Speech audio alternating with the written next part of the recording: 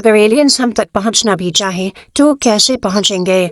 अगर मान ले कि वो लाइट स्पीड से चलने की तकनीक को भी इजाद कर चुके हो, मतलब एक ऐसा यान बना चुके हो जिसका मास 1 ग्राम भी ना हो बल्कि पूरी तरह से जीरो हो, तो फिर वो यान को चलाने वाली एनर्जी का मास जीरो कैसे करेंगे?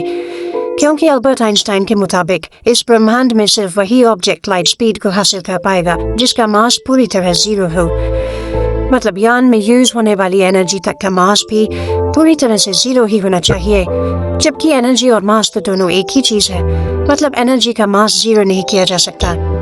तो फिर तो किसी भी सभ्यता के लिए लाइट स्पीड हासिल करना महान नामुमकिन होगा, क्योंकि बिना एनर्जी के यान नहीं चलाया जा सकता। और अगर यान चलाने के लिए एनर्जी को साथ रखे तो लाइट स्पीड तक नहीं पहुंच सकते, क्योंकि एनर्जी में तो मास होता है। और अगर कोई सभ्यता एनर्जी का मास जीरो करने की कोशिश करेगी तो एनर्जी ही नहीं रहेगी, क्योंकि एनर्जी और मास तो दोनों एक ही है। और अगर कोई मास वाली चीज लाइट स्पीड तक पहुंचना चाहेगी तो वो नहीं पहुंच सकती, क्योंकि स्पीड के साथ मास भी बढ़ने लगता है। मतलब अगर किसी ऑब्जेक्ट का मास कुछ ग्राम भी हुआ तो जैसे जैसे वो स्पीड बढ़ाएगा तो स्पीड बढ़ने के साथ साथ मास भी बढ़ने लगेगा। और अगर मास बढ़ते रहने के बाद भी यान को एनर्जी देकर फोर्सफुली आगे चलाते रहे तो एक समय पर मास इन्फिनिट हो जाएगा, जिसको चलाने के लिए इन्फिनिट मतलब अनंत एनर्जी ही चाहिए होगी, जो शायद साथ रखना किसी भी सभ्यता के लिए मुमकिन नहीं होगा। इसीलिए अगर यान का मास ही जीरो हो तो स्पीड बढ़ने के साथ मास बढ़ेगा ही नहीं, क्योंकि यान का मास ही पूरा जीरो था। लेकिन जैसा कि मैंने आपको बताया कि अगर वो यान का मास जीरो कर भी ले तो वो यान में यूज होने वाली एनर्जी का मास जीरो कैसे करेंगे? और ब्रह्मांड के थर्मोडायनेमिक्स लॉ के अनुसार फ्री एनर्जी जैसा भी कुछ नहीं बनाया जा सकता। मतलब कोई ऐसी चीज जिसको एक बार एनर्जी देने के बाद वो खुद ही चलती रहे। असलियत में इन मशीनों के नीचे मैग्नेट और बैटरी लगी होती है। ब्रह्मांड में ऐसी कोई चीज नहीं बनाई जा सकती जिसे एक बार एनर्जी देकर उसे आगे चलने के लिए फिर कभी भी एनर्जी की जरूरत ना पड़े।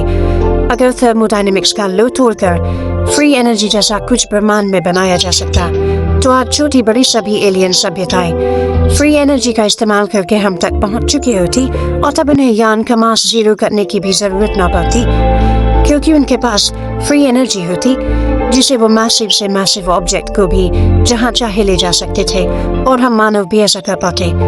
लेकिन अफसोस फ्री एनर्जी जैसा कुछ नहीं बनाया जा सकता इस ब्रह्मांड में तो नहीं। मतलब ये बात तो पक्की है कि उनको अपने यान को चलाने के लिए एनर्जी तो चाहिए ही होगी, लेकिन एनर्जी में तो मास होता है, और अगर यान का मास जीरो करने के बाद यान में यूज होने वाली एनर्जी में कोई मास हुआ तो स्पीड बढ़ने के साथ फिर एनर्जी का मास बढ़ने लगेगा, जिससे मास बढ़ने के कारण यान खुद ही स्लो होने लगेगा। और हम जानते ही हैं एनर्जी का मास जीरो करने के बाद एनर्जी नहीं रहेगी, क्योंकि एनर्जी और मास दोनों एक ही है। तो फिर कैसे कोई सभ्यता दूसरी सभ्यताओं तक पहुंच सकती है जब वो लाइट स्पीड से सफर ही नहीं कर पाएगी?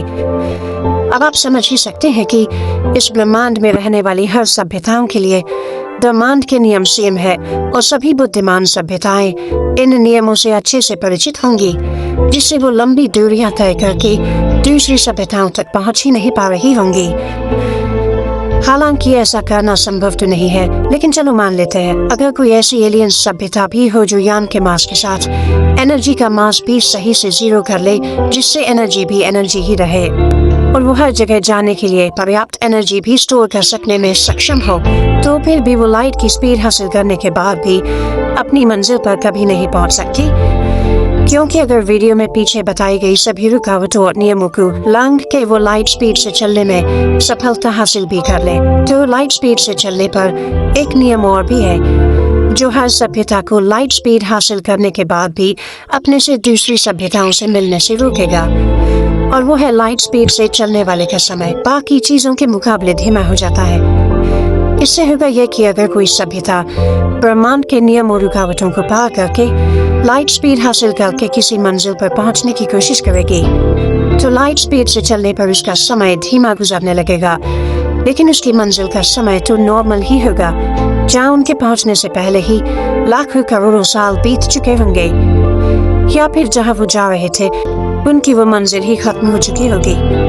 अब आप समझ ही सकते हैं अगर कोई एलियन सभ्यता पीछे बताए गए नियम और रुकावटों को पार करके लाइट स्पीड हासिल भी कर ले तो भी वो अपने से दूसरी सभ्यताओं तक समय रहते नहीं पहुंच पाएगी, चाहे वो कितनी भी एडवांस क्यों ना हो। आज इस ब्रह्मांड को बने 14 अरब साल हो चुके हैं, लेकिन आज तक भी कोई परग्रही सभ्यता हम तक ना पहुंच पाई।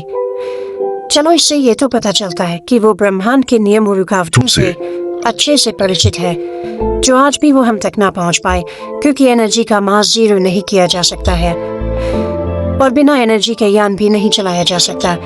साथ ही एनर्जी के मास के कारण यान को लाइट स्पीड तक भी नहीं ले जाया जा सकता। आप समझ तो रहे ही होंगे कि इस ब्रह्मांड में कैसे कैसे नियम काम कर रहे हैं। ना ही फ्री एनर्जी जैसा कुछ बनाया जा सकता है और ना ही बिना एनर्जी के यान चलाया जा सकता है। और अगर एनर्जी साथ रखे तो एनर्जी के मास के कारण लाइट स्पीड तक नहीं पहुंचा जा सकता और बिना लाइट स्पीड के ब्रह्मांड की लंबी दूरियों को पार नहीं किया जा सकता। और अगर सभी एलियन सभ्यताएं अपनी नॉर्मल स्पीड से ही दूसरे तारों सौर मंडलों तक पहुंचना चाहे तो उन्हें लाखों साल लग सकते हैं। अगर आपको और ऐसी ही वीडियोस देखनी है तो फॉलो और सब्सक्राइब करना मत भूलना।